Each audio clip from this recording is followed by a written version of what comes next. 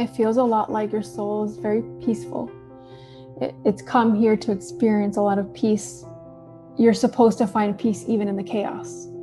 There are mirroring things in this life from that past life that you've come to heal with this person. You're strong. I mean, you can even, pull yourself up without even having your feet touch anything. I find that even in your current life right now, it's still important for you to use your voice. What I'm getting is that you want a love that you can contribute to. You're asking for platinum, so you can't accept the copper when it shows up, even though it's pretty too. You are being pushed outside your comfort zone to seek new heights. And you are true to yourself and you're true to others around you as you live your authentic life. You are just you, and that is all you need to open up. We need you to speak your truth, Katrina.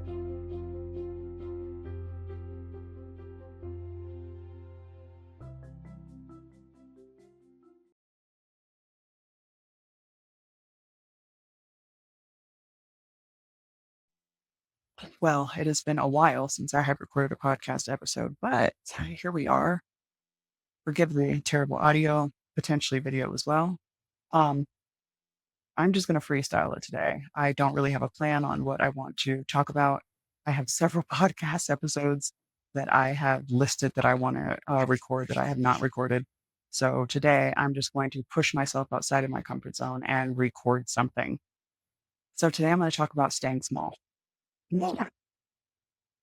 This is something that I have been struggling with for the last several years since my spiritual awakening. When you have a spiritual awakening, you start to realize that you're on this path where you're supposed to do more and be more and free yourself from the promises that you made before you knew who you really were. And it's hard. It's hard. I have been guilty of consciously taking the scenic route, consciously choosing people that I knew weren't aligned with me. For whatever reason, a lot of it was like emotional attachment, attachment to the distraction, chasing the high, the feeling of whatever the dynamic with the person feels like, the comfort of comfort. My goodness, I've known since 2020 the businesses that I've owned, I was supposed to be stepping away from, either setting them up to where I had no involvement in them or stepping away from them. And I took forever to make that decision. And I feel like that is the journey for a lot of people. Not everybody, but I feel like if you're here, your guides have probably led you here because this may resonate. So with my businesses, the anchor was the money. The anchor became the money. It also became the ego boost that I got out of being able to put money into other people's pockets. That was a big deal for me. When I started my businesses, it was more about me being creative, and it was more about me creating an experience, and it was about me being able to create this thing that I was able to, not only feed my family, but give my family experiences as well. A lot of people in my family worked for my companies, and my kids to this day, my adult kids have a really strong work ethic because they have been working since they were 13, 14, 15 years old. And there was pride that I took in that. And then there was a certain amount of time went by, specifically after my divorce, where I started restructuring things and I started hiring, outside staff and replacing my family members with, outside people. And then I got joy out of the bigger picture things, the running of the business, the marketing, the design, and again, being able to put, money in people's pockets. And that backfired because when we don't step into what we know, and I knew that this was something that I needed to walk away from, it starts to deteriorate. It starts to feel terrible. So the clients started becoming more irritating and agitating or demanding, or things would fall apart that were very simple things that should have went right. And I took a really long time. Honestly, if I'm being completely honest, which I'm going to be, I refused. I basically refused this lesson. I refused to let go of what I knew I needed to let go. And so the universe handled it for me. It basically got to a point where I just could not continue to operate anymore. And I had to shut my businesses down and start over. So that's pretty much where I'm at right now. But there is a sense of regret that I carry around this. And the reason why is because it would have been so easy for me to, if I would have done it in 2020. I mean, it was right when the pandemic happened. And I had the money. I had the money at the time, and I knew I was supposed to be, using my voice, doing a podcast, um, basically transmuting my experiences from my life into something that was meaningful for the collective. I was aware of this and I hid behind all kind of things. The same reason I became a photographer, because I like to be on the back side of the camera and not in the front side of the camera.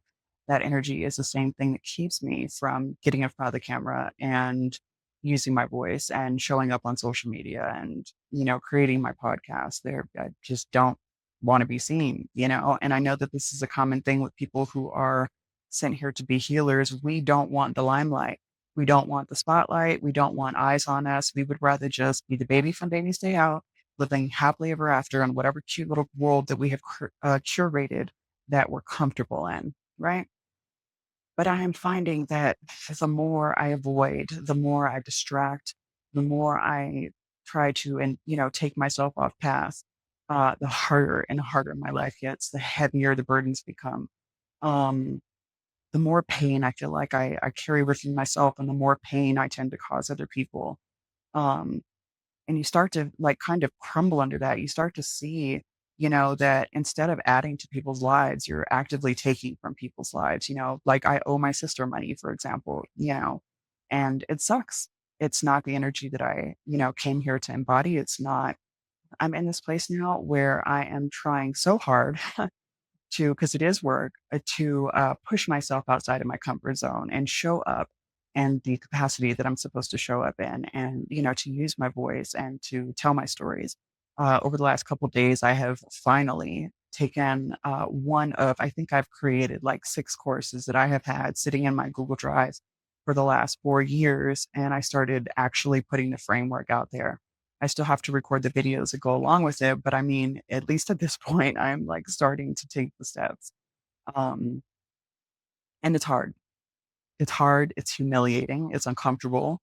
Um, I'm a little salty. My ego is like bristling. It's like, I don't want to do this. I just want to do that. And I just want things to be however the fuck I want them to be.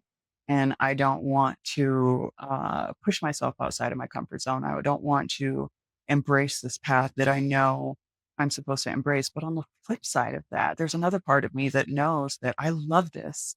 What I'm doing when I create these podcasts, what I'm doing when I create, the courses and stuff, it's the same shit that I do day to day when I interact with people. I share my experiences that come from the pain or the lessons that I've learned in life. I share my perspectives with people. I use my intuition to help guide people.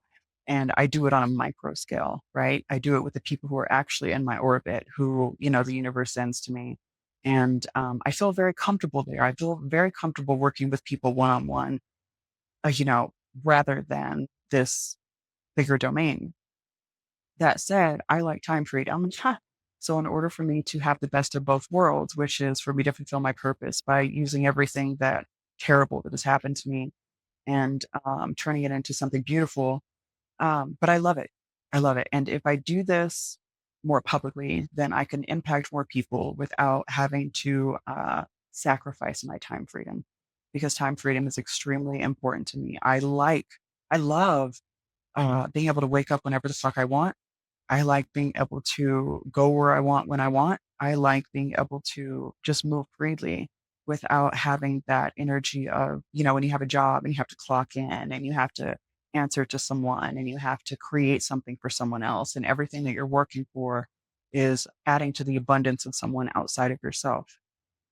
And so it's like, you know, the Two of Pentacles, I feel like I'm juggling these two things, these two parts of myself. There's one part of myself that wants to be deeply private and deeply introverted and just create stuff and just be in my house dancing, listening to music, and just, again, being the baby from Baby's Day Out versus doing what I love, which is actually helping people, which is actually showing up for people, which is, helping people navigate out of situations that I've been able to navigate out of with what I feel like is, I won't call it ease because it's not always easy, but I feel like the way that I process information allows me to move through things fast.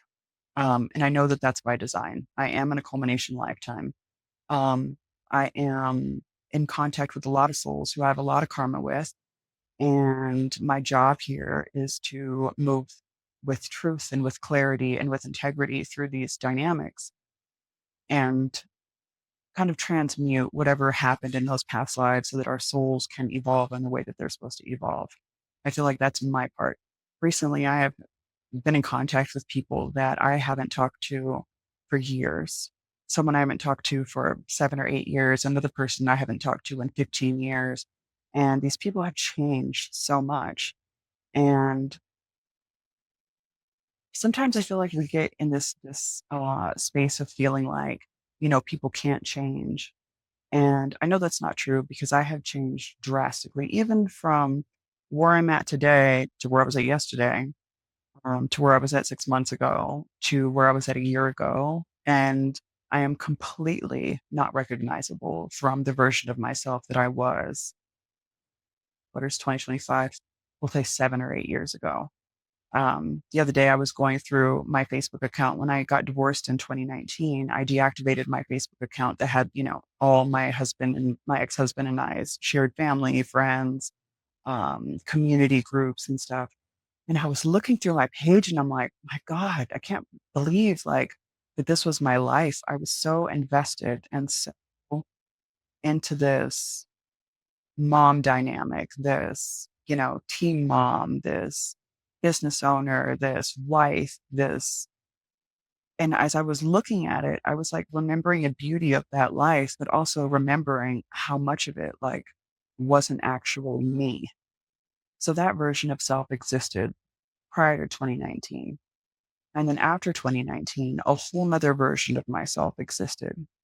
And now I feel like this whole year has been rebirth after rebirth. I have had so many new psychic abilities come online. I've had so many new experiences that have been absolutely mind blowing. And it's been a lot to process.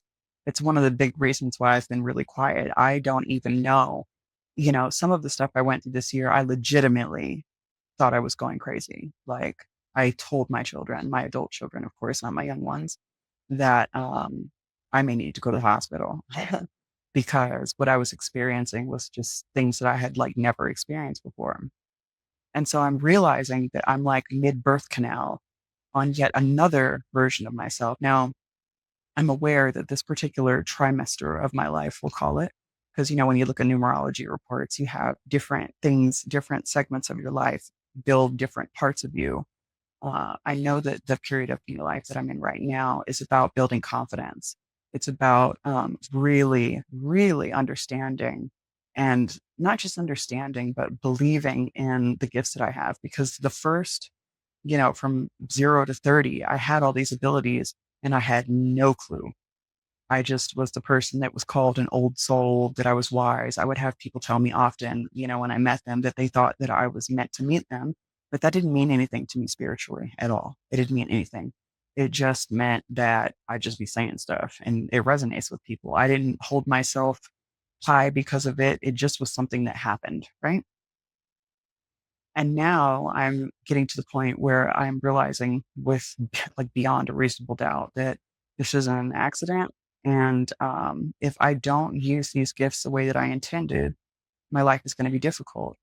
And if I do use my gifts the way that they were intended, that my life will be filled with so much joy and so much abundance because what I came to bring the earth is actually what I'm bringing. And when I say the earth, I just mean everyone, the collective energy.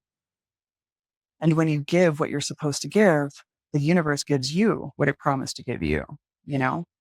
And so I'm in this space where I'm like, want to say solidifying almost, building muscle almost, accepting the perspective and slowly but surely embracing the path that I'm supposed to be taking and the path that I'm supposed to be embodying. This morning, I got a message from somebody who said that they hated me for the content that I was creating because, excuse me, it was disrupting their life. And that was a compliment. And the reason why it was a compliment is because the person who said this to me is avoiding their growth, you know? And so I realized that I am becoming a part of the pressure system that I lived under for years. and that's kind of a little, it's daunting because, the person in me, the Trina that is the caretaker and wants everyone to just be happy and feel good doesn't like it, right? I just want everyone to feel good and be happy. I would rather placate, to be 100% honest with you. I would rather deliver the words that are going to make, people feel at ease with where they are. People are going to make them feel like accepting of where they are, right? But my higher self knows there's no growth in that. And worse than that, not only is there no growth in that, but there's no happiness. This person is miserable, right?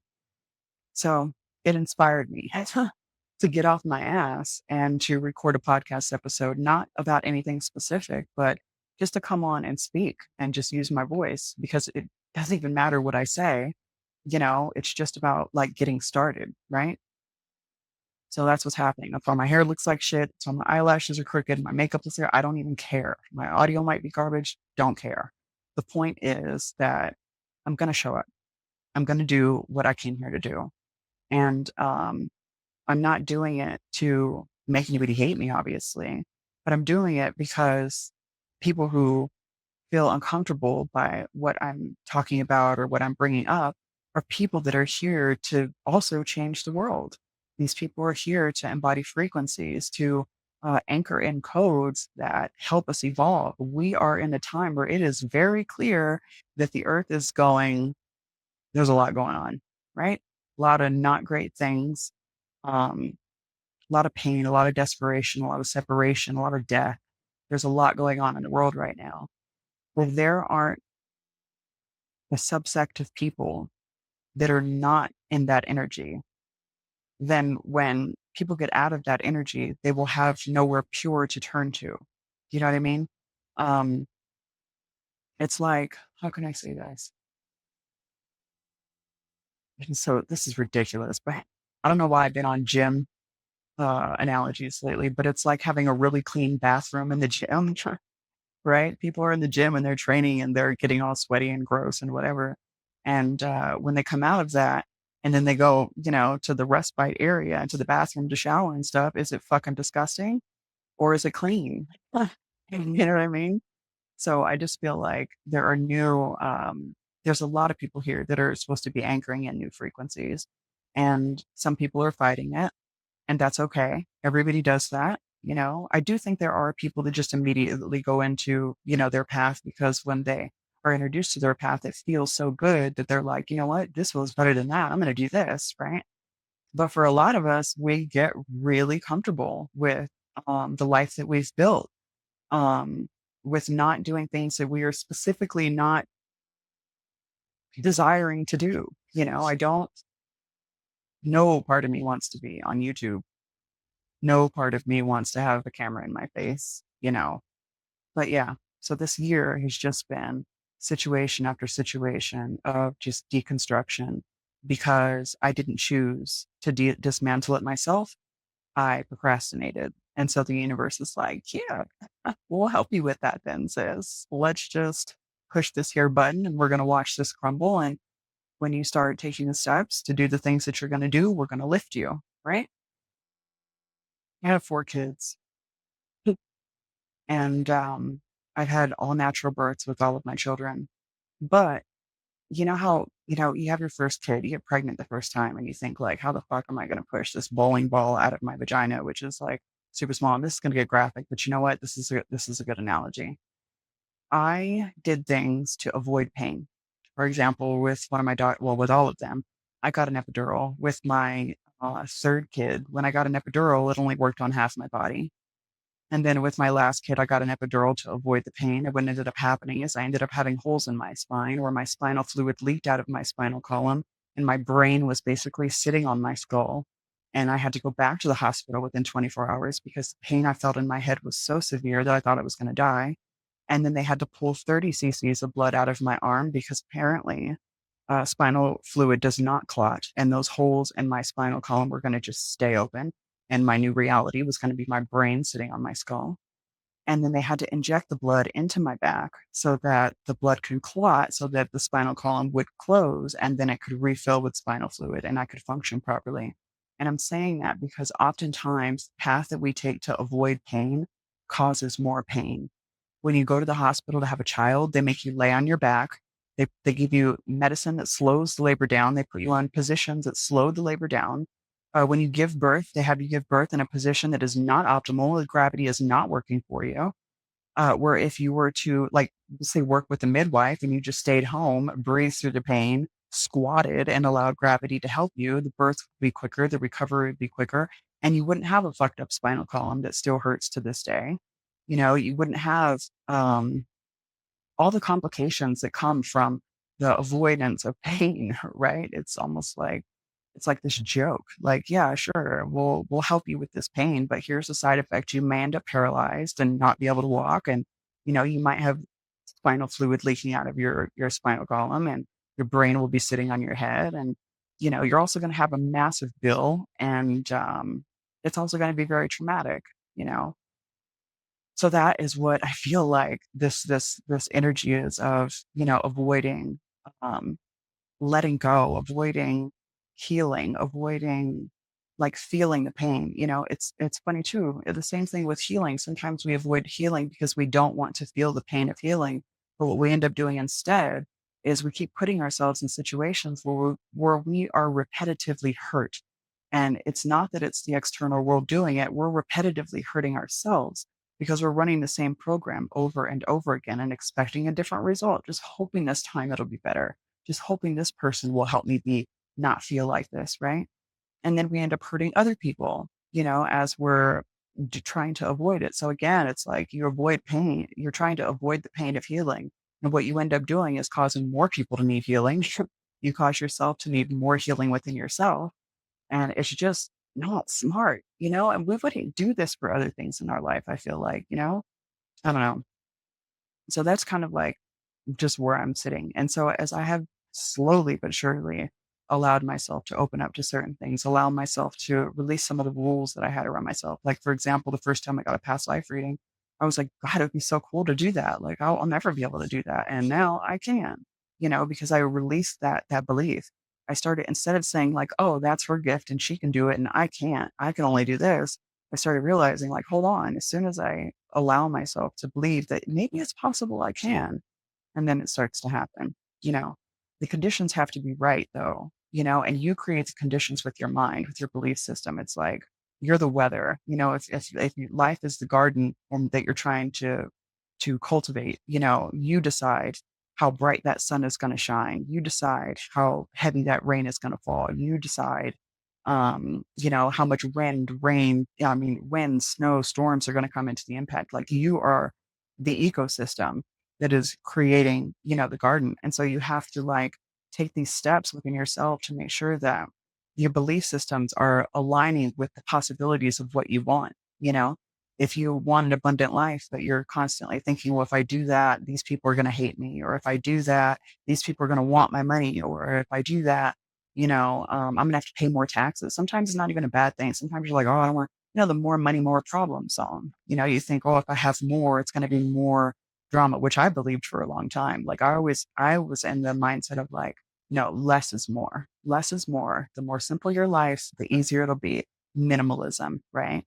Big land, tiny home, small imprint, right? Like, that was my mindset. But now I'm sitting here and I'm looking like, is that really what I want? Or is that just what I'm comfortable with believing? Right. So I'm trying to consciously create weather in my life that matches the what will really bring me joy. I really want an airplane. Okay. You can't be broke and have an airplane. Like, they're like $100,000 for a small little cute little, Cessna or whatever the fuck. I don't even care, what size the airplane is. I just want to be in the sky, and I don't want a goddamn jet because I don't want autopilot. Who the fuck wants autopilot when you're flying an airplane? Like, where's the fun in flying if you're not flying, Which I understand. There's probably there's probably no pilots listening to this, but if they were, they'd probably be like, you want autopilot. But the point is, you're in charge of the weather. Okay. You're also in charge of what seeds you plant in your garden. And you're also in charge of how they grow. You're also responsible for the weeds, right? And this is what all these analogies are about: thoughts. They're about beliefs. They're about belief systems. They're about promises that you made to people when you were a different version of yourself. That's the other thing is I was looking at my Facebook. I'm like, dang, I was just a completely different version of myself. And I was looking at the way I had extended myself, the way I'd volunteered for certain things and shown up in certain ways. And it was just like what I was supposed to do because I wanted to be a good mom. And then in 2019, when we got divorced, and I moved up into the mountains, and it was actually in the best interest of my kids to not live with their mother. It took me years to be okay with that, to not feel like I was a dog shit woman because my kids didn't live with me. Myself and my two younger kids are on autism spectrum, and the schools where I live do not have the support for them. So it was in their best interest to live with their father because they had great schools and great programs for what they need. I got a message from him before I started recording this podcast, and it's got me kind of weepy, but my soul, I shouldn't even. It was a video of my son on a tablet, using a tablet to communicate. He would not have had that up here, right? But if I would have held on to that belief, like, no, fuck that. I'm the mom. They're staying with me. They're coming with me. I don't care. It's my job, to like hold that role and do that thing. They would have suffered. My ego would have looked good. I would have, looked good to people on paper. And that was a real contention point. Like, I remember I went on a date with a guy one time and I had told him, my kids are down with their dad during the week. They come up with me the weekends. And he asked me what I did to lose my kids. I'm like, what? I didn't lose anything. Like, this was an agreement. Like, he thought I was on crack or something because I didn't have my kids. And that was, that wasn't I'm not saying that either to say that he was wrong for saying that and whatever, but he was acting as a mirror for me to test me. Like, look, this is your belief system. You believe that this makes you a bad person. So I'm going to reflect that back to you and see how you move. I'm going to reflect that back to you and see if you flinch. I'm going to reflect that back to you and see if this is the belief that you want to hold on to. I have an energy in my energy right now, and it's like everything I say is just being like amplified. And it's very weird, but I digress. So, yeah. So, I just wanted to create a quick little podcast episode about this because it's so important to shift your perspective around what it is that you're doing. You know what I mean? It's so important. Like, I feel like if you look at it, if you can zoom out and just step away a little bit from the beliefs that you're committing to the patterns that you're in, and really look at what you're doing, and say to yourself, holy shit, I'm over here trying to grow corn when I really want squash, and I keep making it snow when I really need sunlight, and then you say, okay, what's the disconnect? If this is what I want, like, how do I get from here to here? Well, first, I need to start believing that here is even possible. Second, I need to start believing that the destination I'm heading to is even worth going to, right? For me, that was a big thing. Like, is it really going to be worth it for me to have people able to connect with my energy by looking at my image, or people having access to me by being able to comment on things? I'm so disinterested in people's commentary. And when you're online, you see how much people dog people out for no reason out of pure boredom. And it's like, do I really want to subject myself to that firing squad? But then, I was reminded the other day that I have gone through ritual humiliation since I was a child. And that has given me a strong ass skin of I don't give a fuck what anybody says. Because I have had a lot of people say a lot of things about me that had not changed who I was. It only changed how I felt about myself if I allowed it to. And the older I get and the more secure I become in who I am, and the more, even another thing is, like, the more psychic I become and the more I intentionally tune into people's truths, I realize that none of what they're saying is what they actually believe any damn way. None of the hate that they're giving or the negative commentary or feedback is what they believe at all. Half the time, people say dog shit stuff and they don't even remember because it's not even their truth. It's just them spewing some kind of stuff. And they're actually doing you a favor because they are actually acting as a mirror for you to allow you to see, like, where you flinch, where are you strong, where do you believe in yourself, where are you going to crumble, where are you going to allow somebody else to dictate your truth, your life, your heart. Um, and are you willing to change your fucking mind? Are you willing to change your mind about your beliefs? Are you willing to change your mind about who you're with, or what you do for a living, or how you spend your money, or how much money you even want? Like, are you willing to make those shifts? And I'm realizing now that, like, nothing that I want today is going to be what I want forever. It's always going to evolve. It was never supposed to be the same. It's like giving birth to a baby and saying, please stay 1 day old without dying. It's not realistic. You don't want your baby to stay 1 day old for the rest of its life. You want to see those milestones of the first time that they talk and they walk and when they go to school and their first performance and the way their voice changes. You know, the other thing, looking at my old Facebook, like I was looking at videos of my kids and the way their voices have changed. They're just completely different humans. The way they dressed and the things that they were into has changed. And children don't say, I want to stay in kindergarten forever. They just don't. Basketball players don't say, I want to not be able to dribble forever. I want to fumble at this. I don't want to not make a shot. No, they fucking practice and they practice from different parts of the court. They don't just keep shooting free throws over and over and over again. They step back and maybe try a 3-pointer, maybe try a layup, maybe try an alley oop with someone else. Let's try some team shit now. This ain't just about me. You know what I mean? Don't be afraid to change the weather. Remember that you are God, that your thoughts are creating your reality. And not just like, oh, thoughts become things. I want avocado toast, and avocado toast. No, no, no, no, no. I'm talking about your emotional well being. I'm talking about the way you give yourself to other people. I'm talking about what you allow other people to take from you. I'm talking about just what you have the courage to try, having the courage to fail, being okay with that. Like, all of that, how it impacts you is created in your mind. So don't be afraid to change the weather because we for damn sure don't have control on the planet. I say as a snowboarder who wants it to snow. So I'm going to leave you with that. Thank you guys for listening, watching, all that good stuff. Sending you love.